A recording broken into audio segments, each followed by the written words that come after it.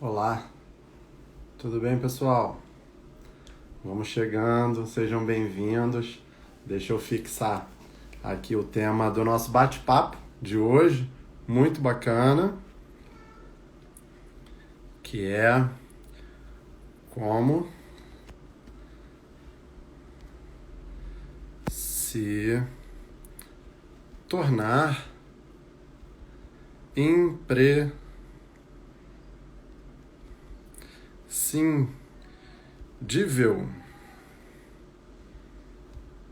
para seus clientes. Muito bacana.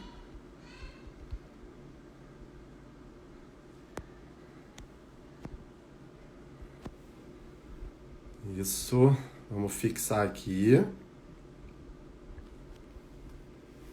Isso, perfeito, que aí o pessoal vai entrando, não entra perdido, né? Eu sou o doutor Alisson Higino, diretor de comunicação do Crefito 2. Estarei mediando aqui esse bate-papo com o professor Rodrigo. Vamos aqui aguardar o professor Rodrigo solicitar a participação. Isso, já conosco na sala aí o professor Rodrigo. Vamos só esperar aí mais um pouquinho. Bacana. Deixa eu só acertar aqui. Olá! Isso. Legal. E aí, professor Rodrigo?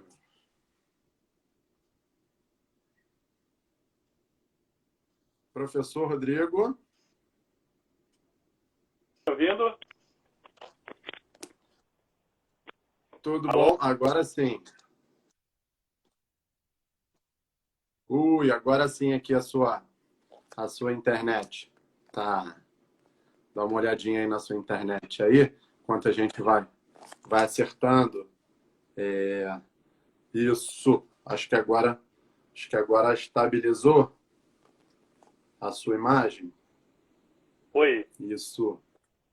Oi, acho Perfeito. que tive Estabilizou um agora a probleminha aqui, mas acho imagem. que agora voltei. Bacana, bacana. Perfeito. Então, já fixei aqui é, o nome do nosso bate-papo, né? O título Maravilha. do nosso encontro hoje aqui, que é como se tornar imprescindível para seus clientes. Uma abertura para essa semana comemorativa, Rodrigo. Vou te chamar de Rodrigo, tá? Perfeitamente. E a gente é um ano muito especial para a fisioterapia, tá? E para o Crefito 2 é mais ainda. O nosso presidente, Dr. William Raio, nos presenteou com o grupo. Vamos fazer o melhor para os nossos profissionais aqui do estado do Rio de Janeiro. Num ano ímpar, onde a gente completa 51 anos de reconhecimento das profissões de fisioterapia e de terapia ocupacional. Num ano muito especial, num ano atípico mundialmente, em virtude da pandemia, onde nossos profissionais fisioterapeutas, terapeutas ocupacionais se desdobraram, desbravaram novos campos do saber, do conhecimento, enfim. Então, para a gente, é um ano muito especial. E para aqueles que já estão aqui conosco acompanhando, já convido aí a vocês acompanharem amanhã as iluminações locais com iluminação em verde por todo o estado do Rio de Janeiro. São 15 cidades com 22 locais sendo iluminados na cor verde, fazendo uma homenagem diretamente aos fisioterapeutas e aos terapeutas ocupacionais pelos seus 51 anos de reconhecimento da profissão. Na cidade do Rio, a gente tem Cristo Redentor, Maracanã, mas a gente vai para a região serrana, Baixada Fluminense, região dos Lagos, Niterói, a gente Sul Fluminense, a gente abarca aí com ações aí por todo o estado do Rio de Janeiro. Na JBFM, a gente está com homenagens sendo realizadas, na Rádio Jovem Pan, na região norte, também, em Resende, com placar LED, enfim. Esse é o sentimento, né, que contagia. E essa semana comemorativa, ela não poderia ser diferente. E aí a gente vem falando com temas pontuais que pouco se é trabalhado na graduação e nos cursos de pós-graduação, Rodrigo. E assim, fico muito feliz por você estar aqui conosco. Eu vou fazer assim uma breve apresentação do professor Rodrigo e você vai me complementando aí, tá bom? O professor Rodrigo, ele é diretor consultor na Rigo Consultoria, especialista em gestão e inovação, doutorando na UERJ aí no campo de saber de inovação, se eu não me engano, e tem mais coisas aí, né, Rodrigo? É mestre em tecnologia e design e mais de 20 anos de experiência em gestão de empresas.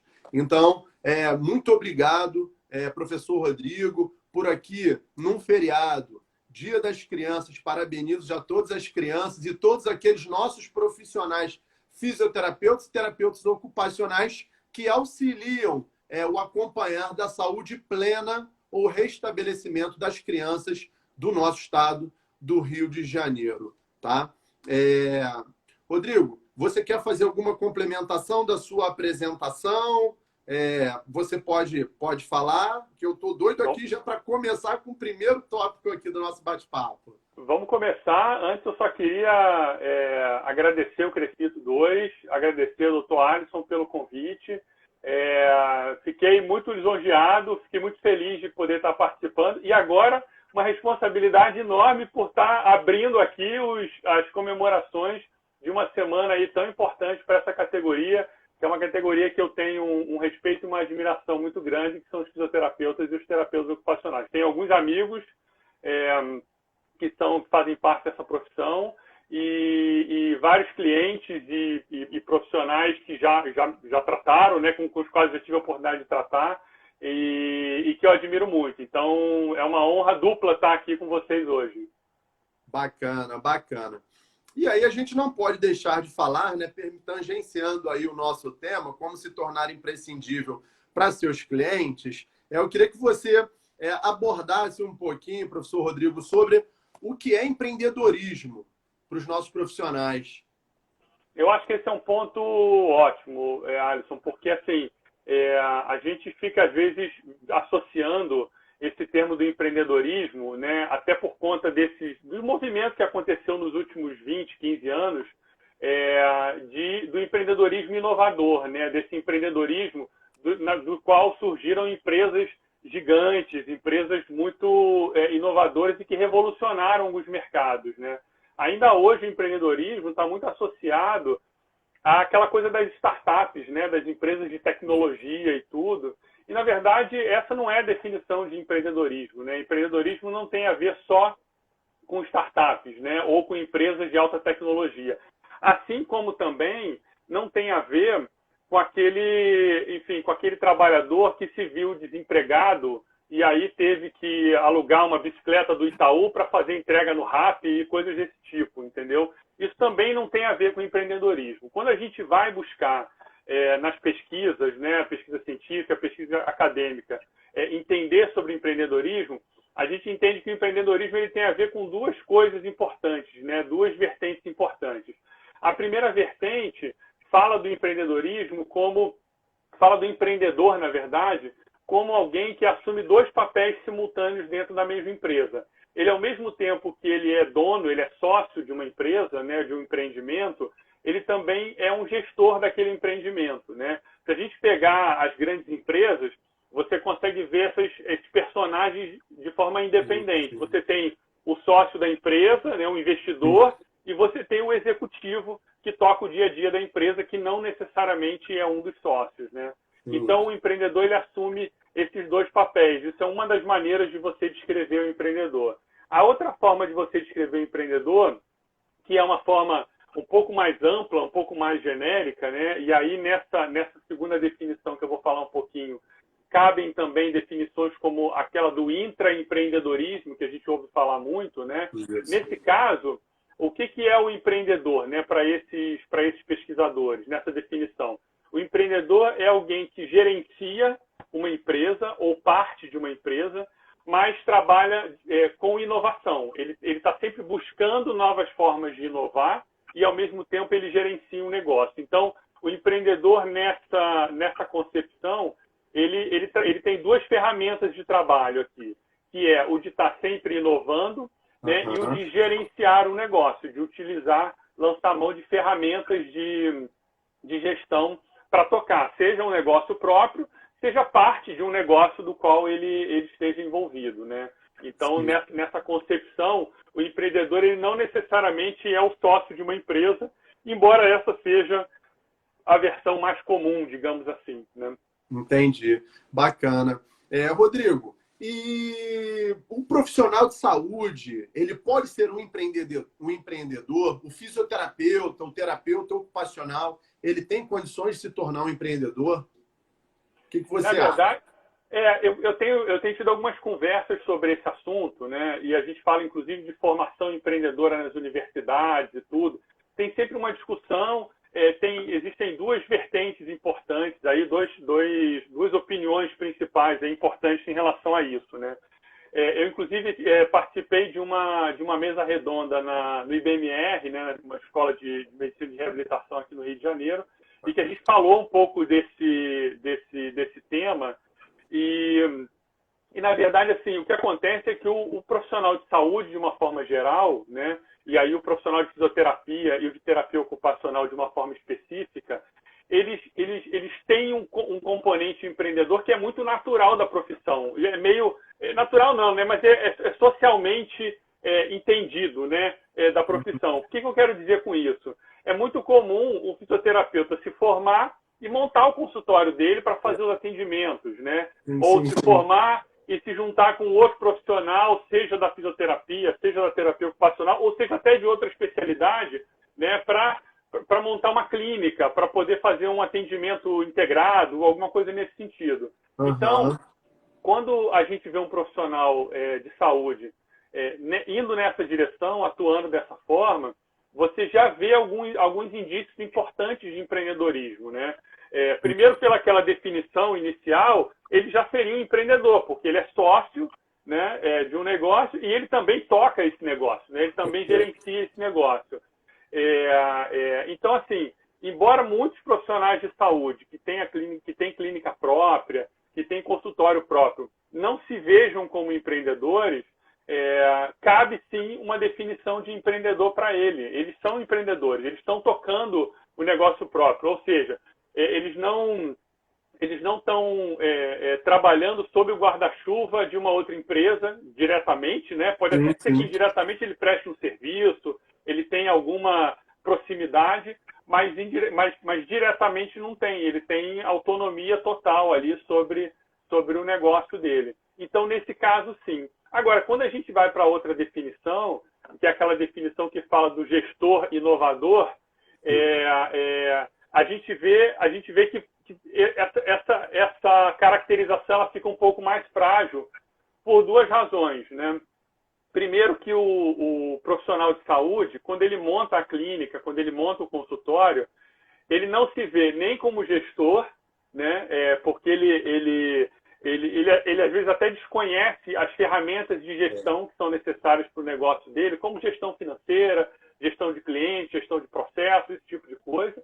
E também não se vê como um profissional inovador do ponto de vista da inovação empresarial, tá? Aí eu quero aproveitar para deixar também, criar uma linha aí, pelo menos para a nossa conversa aqui, que é importante, que quando eu falo de inovação aqui, eu estou falando da inovação empresarial. Eu não estou falando da inovação técnico-científica específica da área, até porque eu nem tenho conhecimento para isso, tá? Perfeito. Então, quando eu falo de inovação, quando eu trato de inovação aqui, eu trato da inovação empresarial, que é aquela inovação pensada no cliente, pensada na estratégia de negócio, pensada na oferta de serviços e coisas desse tipo, tá? Então, nesse caso, existem alguns gaps que são importantes e é em cima desses gaps que eu tenho trabalhado junto com outros colegas, inclusive colegas da área da fisioterapia, intensamente, né? Falando bastante sobre esse assunto. Bacana. Minha época de graduação, há 20 anos atrás, que a gente pouco trabalha essa questão de gestão, de fato, em si, na graduação e também na pós-graduação. E aí o fisioterapeuta, o terapeuta ocupacional, ele precisa sair, de fato, da área de conhecimento técnico dele para abarcar nesses novos conhecimentos. Eu pensava lá, 20 anos atrás, que para eu ser um empreendedor ou inovador, eu precisaria descobrir algo inédito. Enfim, como você já até mencionou, né, Rodrigo, que é a questão da pesquisa da ciência, da fisioterapia e da terapia ocupacional baseada em evidências, aonde a gente parte para as pesquisas acadêmicas. Mas aí, no âmbito da inovação, nesse conceito de empreendedorismo, é só a criação de novas tecnologias revolucionárias ou eu estava enganado há 20 anos atrás, de fato, quando eu pensava dessa forma, e a gente tem acadêmicos aqui assistindo e colegas também assistindo isso? Na verdade, assim, eu acho que se a gente pegar, eu não tenho esses dados, mas eu imagino que se a gente pegasse, se a gente conseguisse listar, catalogar as inovações que as empresas implementaram nos últimos anos, eu diria para você que essas inovações que são mais revolucionárias, digamos assim, que introduzem uma nova tecnologia, que introduzem um novo conceito, né? Elas são quantitativamente, embora elas sejam muito relevantes, né? Elas quantitativamente talvez não sejam tão importantes, né? A gente vai ver que existem muitas inovações que acontecem no âmbito do dia a dia, né? Que acontecem quando, por exemplo, o fisioterapeuta oferece para os seus clientes uma plataforma onde eles podem agendar e remarcar as suas consultas sem passar por um assistente, por exemplo. Isso é um tipo de inovação que está relacionado à prestação de serviço. Esse conceito de inovação em prestação de serviço, ele não é um conceito estudado há muitos anos. Quer dizer, tem bastante tempo, né? A gente está falando aí de 30, talvez 40 anos, que a gente sabe que esse intervalo de tempo, quando a gente fala de pesquisa acadêmica, é um intervalo relativamente curto, né? São campos do conhecimento, são áreas do conhecimento ainda muito jovens. Então, o design de serviços, que é uma das ferramentas, um dos conceitos que você tem para desenvolver novos serviços, é um campo relativamente novo, né? Mas é possível implementar muitas inovações incrementais usando esse tipo de conceito, usando esse tipo de recurso, né? E elas não precisam ser revolucionárias. Elas não precisam mudar a forma como o mundo enxerga aquela profissão ou enxerga aquele serviço, né? Se elas trouxerem, e aí eu vou pegar até uma definição do Manual de Oslo, que é um documento importante para quem estuda inovação.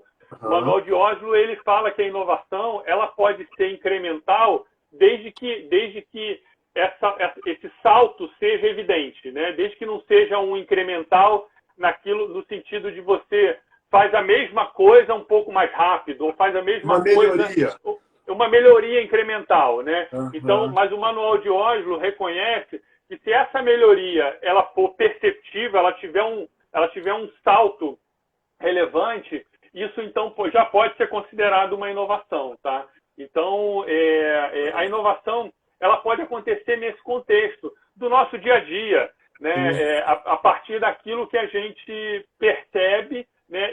E a partir daquilo que a gente captura, né? Em relação ao que a gente está vendo no nosso ambiente de trabalho, né? Não precisa ser nada revolucionário, não precisa ser uma técnica nova, né? Uma forma de manipulação ali do paciente inovadora. Isso também é inovação, mas não precisa ser isso. Não precisa ser um equipamento novo, não precisa ser um medicamento novo, né? Pode ser uma prestação de serviço diferente, uma prestação de serviço inovada, né? Uma prestação de serviço no qual você ofereça uma experiência diferente para o seu paciente, né? Sim. Não, bacana. E aí a gente observa, né? Trazendo isso aqui para os nossos colegas aí, que já estão no mercado, outros estão chegando no mercado. outros estão no mercado e pensando A fisioterapia possui 15 especialidades reconhecidas, a terapia ocupacional possui 7 especialidades reconhecidas. Então, são profissões muito ricas em que você pode permear, né? Mudar a sua vocação, enfim, mudar de mercado. E aí o seguinte, eu nunca estudei gestão, tá? Engenharia de produção, design, enfim, como é que eu faço para inovar? Legal. Primeiro, assim, eu vou pegar um gancho que você falou, que eu achei curioso, né? Você trouxe uma informação que é nova para mim, né? Que a fisioterapia tem 15 especialidades diferentes e a terapia ocupacional 7, né? Talvez na fisioterapia eu consiga chutar algumas. Na terapia ocupacional eu certamente vou errar praticamente todas aqui. Mas olha só que coisa interessante. Se você pegar dois profissionais, na verdade, se você pegar um profissional de fisioterapia que estudou duas especialidades que talvez não tenham relação direta, se você fizer um exercício com ele e tentar buscar alguma coisa que ele consiga desenvolver, que junte, que unifique esses dois conhecimentos, né, mesmo que seja numa solução simples, uma solução pontual, a gente já vai estar falando de uma inovação ou de um insight para uma inovação, tá? Perfeito. E aí vale a pena reforçar um conceito aqui, que é o seguinte: às vezes o pessoal me pergunta assim, poxa, Rodrigo, mas se eu tiver uma ideia nova, isso já é uma inovação? Não, ideia não é inovação. Ideia, ela é o caminho para a inovação. Ela talvez seja um primeiro passo para você inovar, né? E se eu inventar eu fiz uma pesquisa acadêmica e da minha pesquisa acadêmica saiu uma descoberta que pode virar uma tecnologia. Isso é uma inovação? Enquanto ela não virar uma tecnologia, enquanto isso de fato não foi implementado, ela não é uma inovação. É o que acontece com a ideia. A ideia é a mesma coisa, né?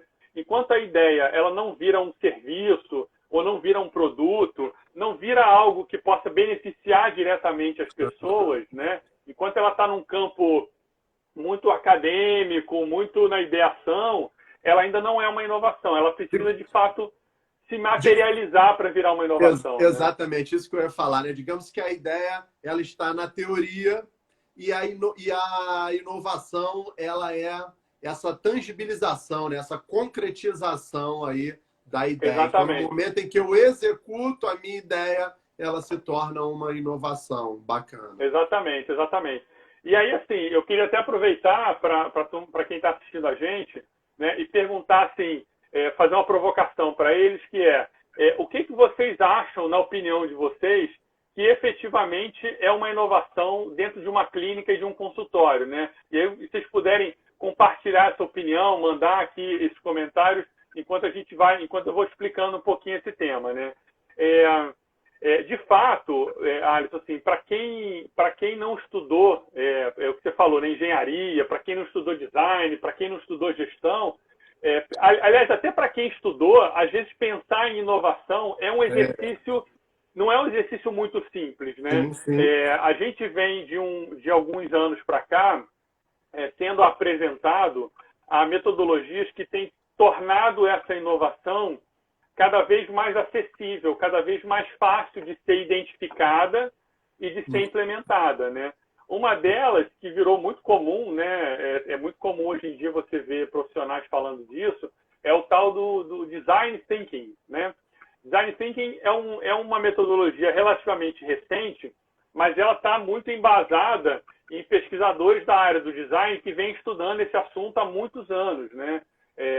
O Design Thinking ele nasce de um conceito que foi desenvolvido, foi criado na década de 60, que é dos problemas capciosos, né? Em inglês, o termo em inglês é wicked problems.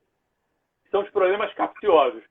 O pesquisador que bolou esse termo, né? Que organizou esse conceito, ele dizia o seguinte: os problemas capciosos eles são diferentes dos problemas complexos, né? O problema complexo ele descreve que é o seguinte: é um problema, imagina uma fórmula matemática gigantesca de 10 linhas que você tem que resolver e que você vai resolvendo uma variável de cada vez, você vai fazendo os cálculos até que você resolve. Demora muito, não é simples, mas você consegue resolver isso.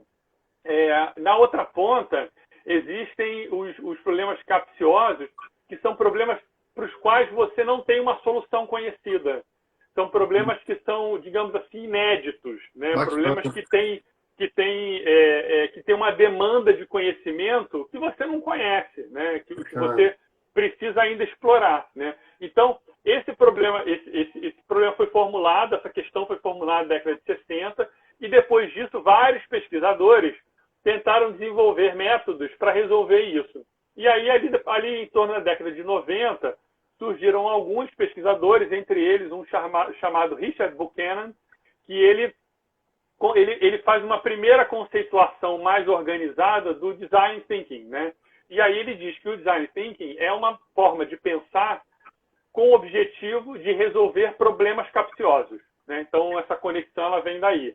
Então, e por que é isso? Porque o profissional de design ele é treinado para resolver problemas que não existem, para os quais não existe uma solução, né? Não é que o problema não exista, mas que são problemas para os quais não existe uma solução pré-definida. Por isso que o profissional de design, entre outros profissionais, não só o de design, mas trazendo esse exemplo, por conta da minha área de atuação, ele tem esse treinamento ao longo da graduação, né? Ele vai desenvolvendo isso. E isso não era tão óbvio, né? Isso não era tão explícito. Sim. E aí, em um determinado momento, há uns 10 anos atrás, né, entre 10 e 15 anos atrás, surge esse conceito de design thinking que a gente conhece hoje, que foi bolado, foi pensado por uma empresa que é a principal, ou talvez uma das principais empresas de design do mundo, chamado IDEO. Se escreve IDEO. E aí esse conceito foi muito popularizado. Por quê? Porque eles conseguiram organizar de uma forma simples, em processo de trabalho, esse conceito do design thinking. E aí, por que eu estou contando essa história toda, né? É exatamente para responder a sua pergunta. Porque ele fala que você consegue inovar em 3 etapas, que são 3 etapas relativamente simples. Dentro de cada etapa dessa tem um conjunto de técnicas que você pode lançar a mão para desenvolver. A primeira etapa é a etapa da imersão. É você buscar conhecer absolutamente tudo que você pode conhecer sobre o problema que você quer resolver, né? Nesse caso, sobre o seu cliente. Então, qual é o ponto de partida? É você perceber que o seu cliente tem o seu paciente, né? E aí eu vou sempre fazer essa troca do cliente e do paciente, sim. Porque é importante. Eu tenho os cursos que eu tenho feito para profissional da área de saúde, eu gosto de usar a seguinte metáfora do cliente-paciente, né? Você imagina o seguinte: qualquer consultório simples, né? Vamos pegar um consultório bem simples. Ele tem pelo menos 2 ambientes: a recepção e a sala onde acontece o atendimento, né? E normalmente tem uma porta, uma cortina, alguma coisa que separa fisicamente esses ambientes. E aí o que eu gosto de dizer é o seguinte: da porta da sala de atendimento para dentro, ele é seu paciente. Da porta da sala de atendimento para fora, ou seja, da recepção em diante, ele é seu cliente. Você precisa pensar nele como um cliente, né? E aí, essa comparação ajuda a gente a entender bem esse papel meio digamos assim, duplicado, né, do empreendedor da área da saúde, né, que tem que ter o chapéu de profissional de saúde e outro chapéu de empreendedor. Então, o ponto de partida é entender que eventuais problemas esse paciente, né, ou esse cliente tem, né, que ele precisa de ajuda para resolver, seja as coisas mais simples possíveis. Por exemplo, ele está com dificuldade de conseguir agendar a consulta dele, digamos, tá? Que seja um problema, que não é um problema atípico, tá? A gente até sabe que é um problema relativamente comum. Uhum. Então, no momento em que ele percebe que vários pacientes estão com essa dificuldade, o que ele pode fazer? Buscar o máximo de informações sobre esse problema. Como é que ele pode fazer isso? Ele pode conversar com as pessoas. Primeiro que ele pode conversar, tem 2 tipos de pessoas chave para ele conversar sempre. O cliente, né, o paciente dele, para tentar entender quais são as dificuldades que ele está tendo e como é que ele acha que poderia ser resolvido e tudo. E o outro personagem que ele pode entrevistar é o especialista. É alguém que não é necessariamente o cliente dele, mas que entende daquele contexto. Então, o especialista, nesse caso, pode ser um outro profissional da área da saúde, que tem uma experiência diferente, pode ser um consultor, pode ser um professor universitário, enfim, pessoas que entendam aquele contexto, mas que possam olhar para aquilo de fora, né? Que possam trazer uma visão externa daquilo. Isso é uma primeira forma de você buscar saber mais, né? Que é a etapa da imersão. Outra forma, pesquisa de internet, pesquisa no Google, né? Como faz para facilitar o agendamento de clientes na minha clínica, de pacientes na minha clínica. Provavelmente vão aparecer algumas soluções, alguns softwares para serem vendidos, alguma coisa assim, né? Essa é uma outra forma. Uma terceira forma, buscar relatórios setoriais, né? Como é que o setor vê esse tipo de situação, se existe algum relatório desse tipo, se não existe, né? O fato de não existir um relatório já é uma informação importante, né? Porque se o setor não vê aquilo como um problema, será que isso é um problema só da sua clínica? Ou será que aquele setor ainda não se deu conta de que aquilo é um problema importante, né? E nesse sentido, quando você, na sua busca, você observa um problema e que você não encontra respostas dentro do seu ambiente profissional, você pode partir para um paralelo, para um outro mercado e que esses problemas aconteçam lá e o que esses profissionais fizeram para poder resolver os seus problemas. E aí tentar jogar para o seu mundo, né? No caso, trazer para o seu. Exatamente. Então, assim, essa fase de imersão é uma fase em que você não pode ter preconceito, Alisson. É exatamente o que você falou, assim. Você tem que buscar o máximo de informação que você puder conseguir em relação àquele tema, né?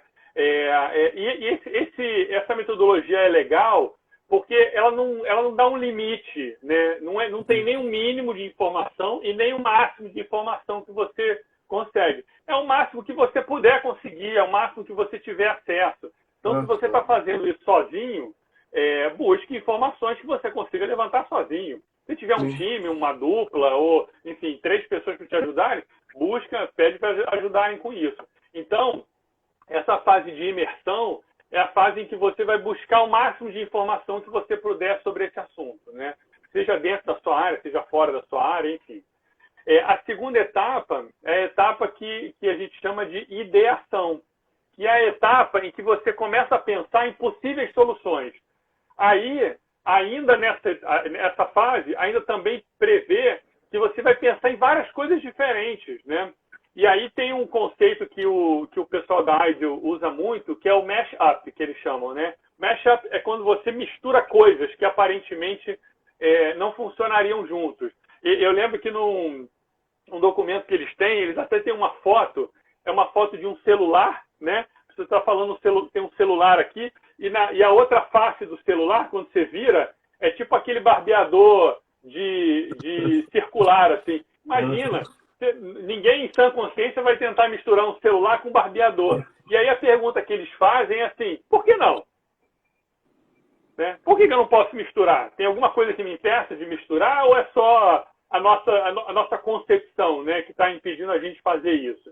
Então, essa fase de ideação, né, que é a segunda etapa, é a etapa em que você pensa em todas as soluções possíveis. E aí, e a gente sempre estimula isso nos nossos projetos, né, vale falar as maiores barbaridades do mundo. Vale tudo, vale pensar em todas as... É um brainstorm, né? É brainstorm, exatamente. Tem que voltar a ser criança, né? Tem que voltar a imaginar uma impressora que voa, entendeu? Uma luminária que faz café.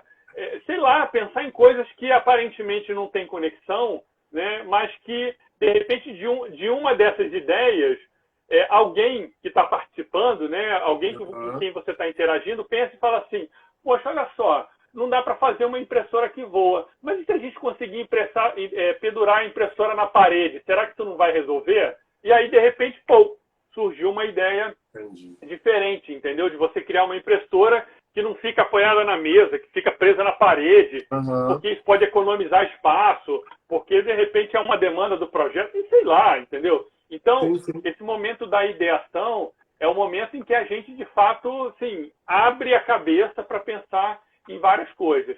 E aí, essa etapa inicial da ideação. Aí a ideação, ela depois vai começar a se fechar para você pensar em qual é a solução que você efetivamente vai fazer, né? Porque você pode pensar em muita coisa, mas vai ter que escolher uma para fazer, ou poucas, né, para fazer, digamos assim. Então, a etapa seguinte é a etapa em que você começa a lapidar um pouco as ideias e começar a fechar na direção de uma solução. E aí você começa a pensar num protótipo, tá? E o protótipo, ele não precisa ser um protótipo muito acabadinho, não. Ele muitas vezes pode ser um protótipo até de papel, né? Então, tem muitas empresas que desenvolvem aplicativos, Alisson, isso eu já vi acontecer no barato, que eles fazem o seguinte: a primeira interface que eles apresentam para o cliente são interfaces de papelão. E ele fala assim: olha, você olhou para essa tela aqui, aí ele vai te dar uma tarefa. Você precisa descobrir como é que faz para achar o endereço de uma pessoa. Como é que você faria isso? Aí ele vai olhar para aquela tela de papelão assim: eu vou clicar nesse botão aqui. Aí ele fala: legal. Aí ele tira aquela tela de papelão, bota outra. Aí você vai cair nessa tela. E agora? Entendeu? Então, o protótipo, ele pode ser alguma coisa tão simples quanto isso. Entendi. Né? Então, por exemplo, voltando ao exemplo da agenda online, né? E alguém fala assim: não, eu não quero contratar uma ferramenta de agendamento online agora. Eu quero primeiro saber se isso faz sentido para o meu paciente. Aí como é que você faz? Você disponibiliza um link, alguma coisa assim, que ele vai mandar uma mensagem e que vai cair para a sua caixa de e-mail. E você vai agendar. Tá? E aí você vai perceber, se as pessoas estiverem demandando muito isso, é porque isso é um serviço que faz sentido para elas. Né? E aí sim você toma a decisão de contratar uma plataforma ou um aplicativo. Você coloca um piloto para rodar, um pilotinho, e vai muito no erro, no acerto, né? Exatamente. E aí, a partir de como o seu cliente usa aquela solução que você está oferecendo para ele, você vai ajustando, você vai adaptando, né? E aí quando aquilo estiver maduro, aí você então implementa a versão final. Que, na verdade, existem até digamos assim, algumas discussões em relação ao que é a solução final, né? Alguns pesquisadores, alguns profissionais da área dizem que, assim, nunca vai existir solução final. Você vai estar sempre desenvolvendo uma nova solução, desenvolvendo uma melhoria, uma coisinha diferente que vai tornando aquele serviço cada vez melhor, e sempre a partir do que o seu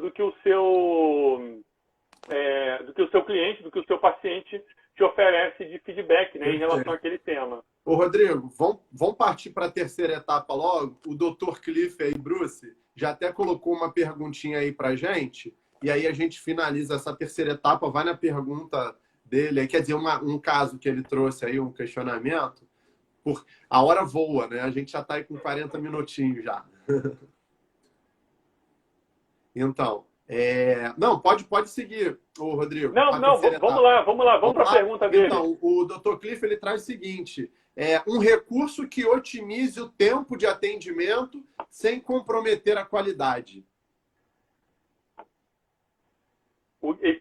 Mas ele está dando um exemplo. Isso pode ser uma forma de inovação, é isso? Não, ele está trazendo uma situação, né, a partir da pergunta, né? Assim, eu quero um recurso que otimize o tempo de atendimento sem eu comprometer a qualidade da minha prestação de serviço. Entendi. Então, o ideal nesse caso é ele buscar... Primeira coisa que eu acho que é a mais importante, entender se o paciente dele acha aquilo importante, tá? Alguns pacientes, acho que se eu der alguns casos aqui, todo mundo vai associar de alguma forma. Alguns pacientes entendem que, por exemplo, passar pouco tempo no consultório é bom, porque não tem tempo, porque ele está sempre correndo, porque ele tem uma vida agitada, alguma coisa assim. Agora, outros pacientes podem achar que, assim, pouco tempo pode ser falta de atenção do profissional, entendeu? O profissional não me deu atenção suficiente, eu fui lá, fiquei 20 minutinhos e ele logo me despachou para outra coisa, não sei o quê.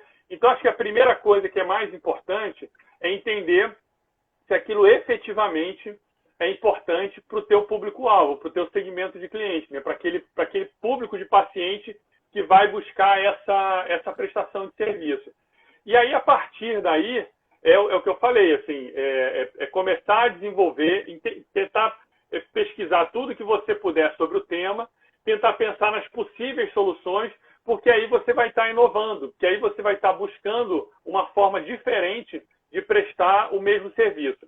Eu sei que a minha resposta ela é genérica, mas assim, para dar uma resposta mais específica, eu teria que conhecer especificamente o caso do Dr. Cliff, entendeu?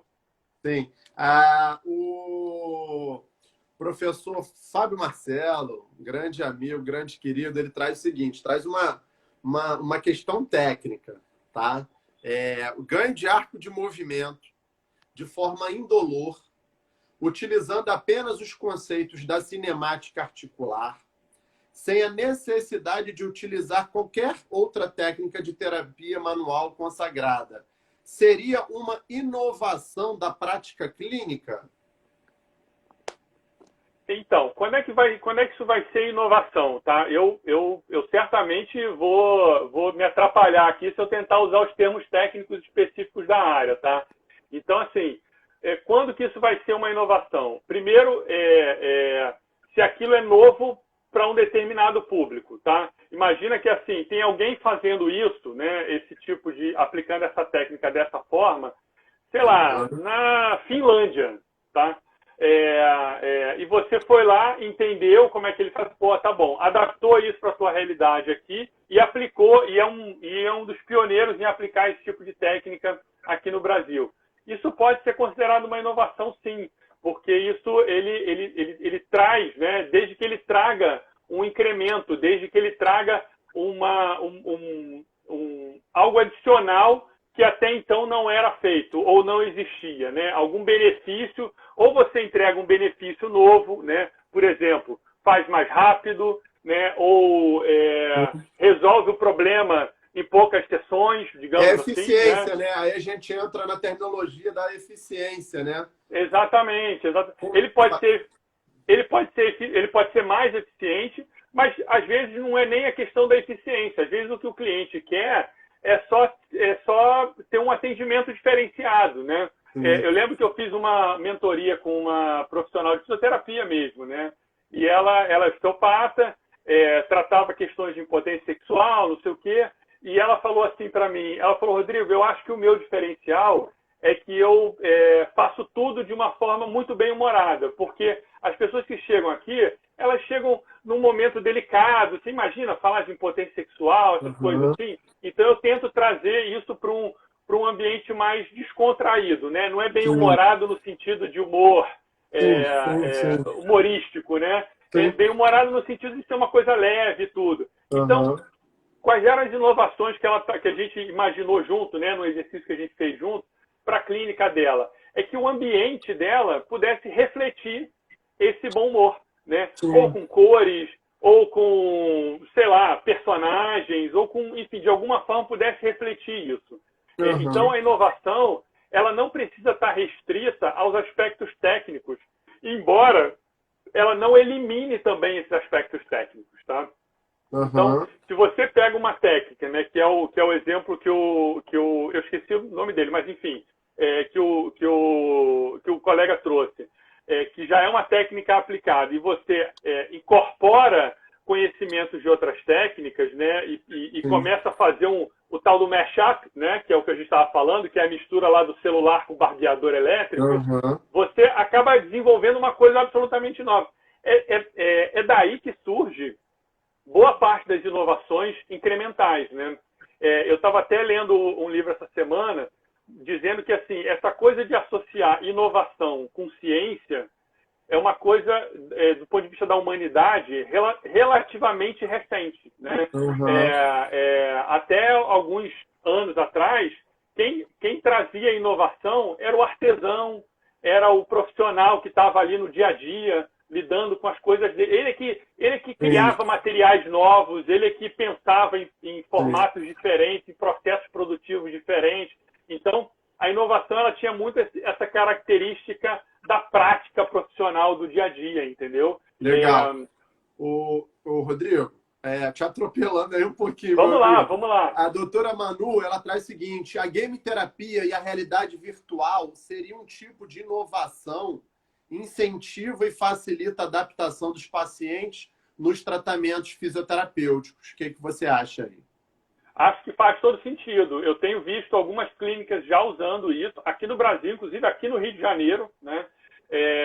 Aplicando algumas ferramentas de games, né? e de realidade virtual para tratar uma série de questões de equilíbrio, de coordenação motora, né? Então, hoje a gente tem vários videogames, né? Que você tem aqueles o Kinect, né? Que você acopla aquela câmera que vê o movimento da pessoa e a partir desse movimento você desenvolve. Eu não tenho certeza, não tenho uma fonte que seja confiável para falar isso, mas eu já ouvi relatos de alguns profissionais dizendo que hoje até já existem alguns aplicativos específicos para tratamento de pacientes que usam essas tecnologias, mas que no passado muitos terapeutas usaram jogos mesmo, assim, jogos de Nintendo Wii, como aquele jogo de tênis, não sei o quê, aquela prancha que equilibra, tem uma prancha que equilibra e tudo, né? E que usaram porque perceberam que aquilo podia ajudar, né? Isso é uma belíssima inovação, né? Imagina, você está comprando ali um videogame que custa quanto, sei lá, estamos falando de R$1.000, R$1.500. Imagina que o investimento disso para uma clínica média de fisioterapia não é nada sofisticado, não estamos falando de nada que seja complexo, né? E parece que já tem alguns estudos que mostram que, de fato, essas tecnologias contribuem de forma significativa, né? Além de, não sei, assim, mesmo que não contribua, não faça uma diferença muito grande em relação às outras técnicas tradicionais, eu acho que aí pelo menos tem um componente inovador importante, que é, por exemplo, o teu paciente se divertir com aquilo, né? Isso é uma bela inovação, né? Você imagina o seguinte: olha, eu tenho duas técnicas aqui que são compatíveis, elas vão dar o mesmo prazo de tratamento, elas vão dar resultados muito parecidos, obviamente respeitando ali a fisiologia de cada um, mas em uma delas o meu paciente prefere porque ele se diverte mais do que a outra. Nossa, tá aí uma belíssima inovação para você entregar para ele, né? Perfeito, foi o que o professor Fábio Marcelo até trouxe. O que você prefere? Passar na mão de um profissional, ele vai atingir o mesmo resultado, só que lá você vai lacrimejar e sentir muita dor, ou num outro que você vai ter os mesmos resultados, menos sofríveis e dolorosos. Exatamente. Né? E aí tem uma coisa, quando a gente fala disso, a gente pode entrar no assunto, por exemplo, da precificação, né? De como é que você precifica um serviço. Eu gosto de usar um exemplo que é muito bom, que é um exemplo da fisioterapia mesmo. Eu tenho um colega fisioterapeuta que ele trata de compressão radicular. Talvez seja uma das poucas terminologias que eu lembre da área, porque eu já tive esse problema algumas vezes, né? Ele falou assim: Rodrigo, esse tipo de problema que você já teve, eu resolvo em uma ou dois atendimentos no máximo. Eu falei: caramba, é mesmo? Poxa, eu já tive que fazer dezenas de sessões de fisioterapia e nunca senti diferença. Aí a gente para fazer uma conta. Você imagina o seguinte, que esse profissional que resolva em uma sessão, tá? Vamos só para simplificar o exemplo. Imagina que ele resolva em uma sessão e ele cobre R$500 a sessão, tá? E aí tem um outro profissional que não é especializado, não conhece essa técnica dele e diz assim: olha, eu consigo resolver esse problema em 4 sessões e cobro R$100 por sessão. Ou seja, o tratamento de um vai sair por R$400 e o outro por R$500. Qual que você prefere fazer? Olha, sinceramente, quem já teve esse problema de ficar com a coluna travada vai pagar R$500 e sair com o problema resolvido em uma sessão. Entendeu? Porque isso é como você mostra valor para o seu cliente, né? Valor não tem a ver com preço. Valor tem a ver com aquilo que o seu cliente acha importante para ele, né? Exatamente. O seu paciente acha importante para ele. Exatamente. E, Rodrigo, você tocou num tema muito polêmico e, assim, e bem ativo e vivo para a gente, fisioterapeutas e terapeutas ocupacionais, né? O quanto cobrar para o meu paciente? Primeiro, o COFIT, que é o nosso Conselho Federal, ele tem o referencial de procedimentos, tá? Então, nós temos lá uma tabelinha que aquilo ali é o ponto, é o start inicial. Abaixo disso, você está infringindo o código de ética. Perfeito. Considerando que cada profissional tem o seu custo, enfim, a sua qualidade acadêmica, é o que eu falo sempre para os alunos na graduação, aqueles que estão, mas professor, quanto eu cobro? Estão preocupados. Primeiro, eu falo assim, gente, vocês têm que primar pela qualidade. Não importa se o cara do outro lado da rua, o colega do outro lado da rua vai cobrar menos R$ 50. O que vai fazer o seu paciente ou o seu cliente atravessar a rua não é só isso. Existem outros aspectos. E isso nos traz aí para o tema da nossa conversa de hoje, que é como se tornar imprescindível para os seus clientes, pacientes. Quando ele identifica que você é imprescindível, como você, para esse colega fisioterapeuta, eu vou nele, eu sei que vai ser R$ 500, é um investimento, porque ele vai me resolver aquilo ali em um atendimento, em um dia. Eu não vou ficar me arrastando aí por mais 4, por mais 5 dias. Então, você não identifica valor, né? Você Exatamente. paga pelo serviço. Por exemplo, vamos pegar um exemplo simples, né? Você tem 3 mercadinhos que vendem laranjas, tá? Esses 3 lugares vendem a mesma laranja. Exatamente a mesma laranja do mesmo produtor. Ela tem as mesmas características, são do mesmo tamanho, chegaram no mesmo dia. Como é que você compra essa laranja? De qual você vai comprar? Vai comprar do que é mais barato. É tudo igual, né? Ele vai comprar do que é mais barato, né? Aí é aquele conceito da comoditização, né? Que é tudo fica meio comoditizado, né? Agora, vamos supor que em um dos mercadinhos ele consegue uma laranja de um novo produtor e que ele consegue mostrar, ele até faz uma demonstração lá na loja dele, que sai mais suco por cada laranja. E ele cobra o dobro do preço. Os clientes que gostam de comprar laranja para fazer suco, provavelmente vão comprar laranja desse mercadinho. Né? E por que eu estou trazendo isso? Porque não é qualquer um que vai comprar. Vai comprar aquela laranja mais cara quem vê valor naquela laranja. Agora, se eu compro laranja porque eu gosto de chupar laranja, sei lá, ou porque eu faço um doce com a casca da laranja, né, que a gente sabe que é o que acontece, né, mas não é tão importante para mim, porque, na verdade, o suco ele é um subproduto para mim e tudo. Então, se você não consegue criar um diferencial, se você não consegue inovar com foco no seu paciente, naquilo que o seu paciente quer, você vira uma commodity. E aí o seu paciente ele vai te procurar se você tiver um preço bom, ou se você, de repente, estiver perto ali, tiver uma comodidade para ele, entendeu? Então, Legal. O que a gente tem que buscar é esse diferencial. Legal. O Dr. Tiago Jamba, ele traz, acredito que ouvir seus clientes é fundamental para sabermos o que é e como poderemos melhorar nossos serviços. Parabéns pela iniciativa, sensacional esses temas. Acho que é isso, né? Os colegas trazendo aqui essas questões. Acho que identificar também o perfil, o que o seu cliente quer. Você até em determinado momento, Rodrigo, trouxe muito isso. Então, talvez talvez eu inovar em game terapia não seja bacana para o meu perfil de cliente.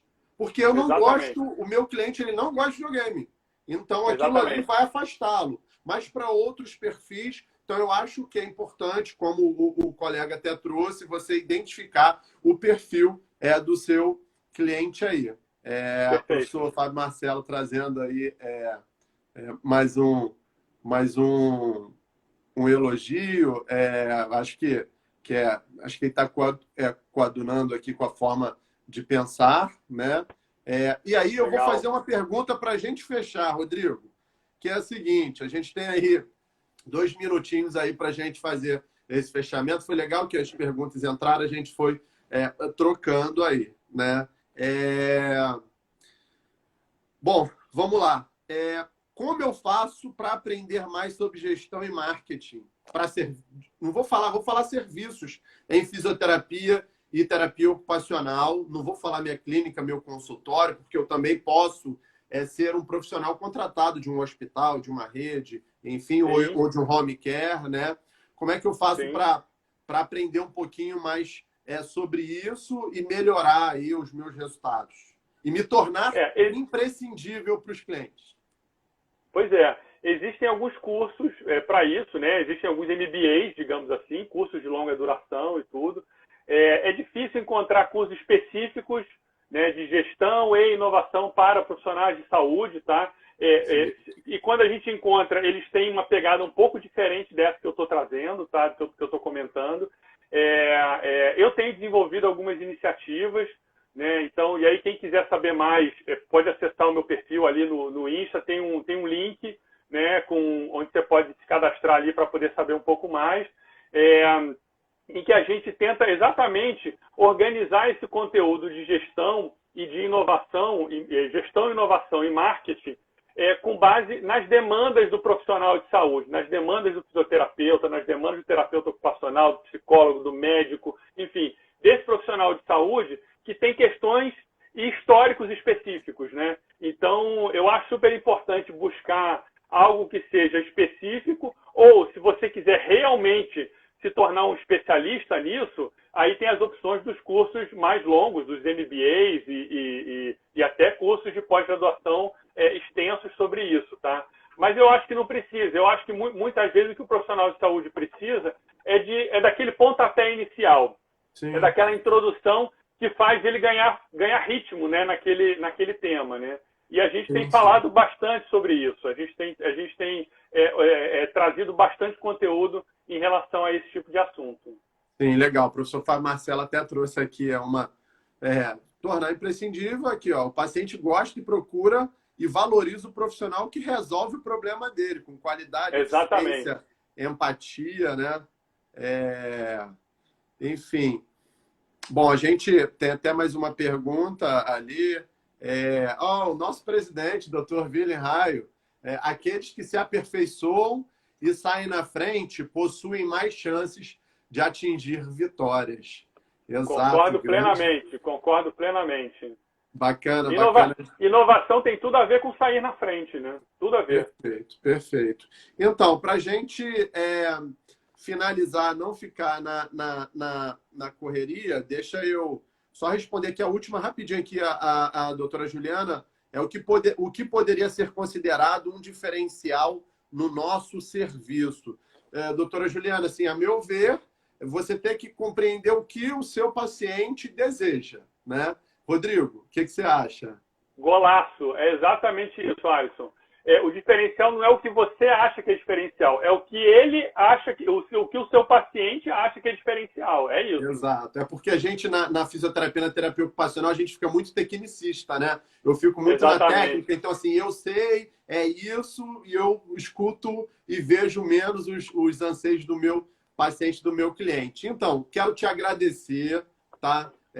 Professor Rodrigo, por toda a sua contribuição, acho que foi um bate-papo bacanérrimo, assim, para a gente iniciar a nossa semana comemorativa, tá? Você que está mergulhado aí no doutorado em inovação na UERJ, uma renomada instituição, um laboratório muito legal, acho que só tem a somar aí para a gente. Então, os colegas que quiserem um pouquinho mais, trocar dúvidas aí com você, digita aí, meu amigo, embora a gente marcou você ali nas redes sociais, né? Manda um direct lá e entre em contato com você.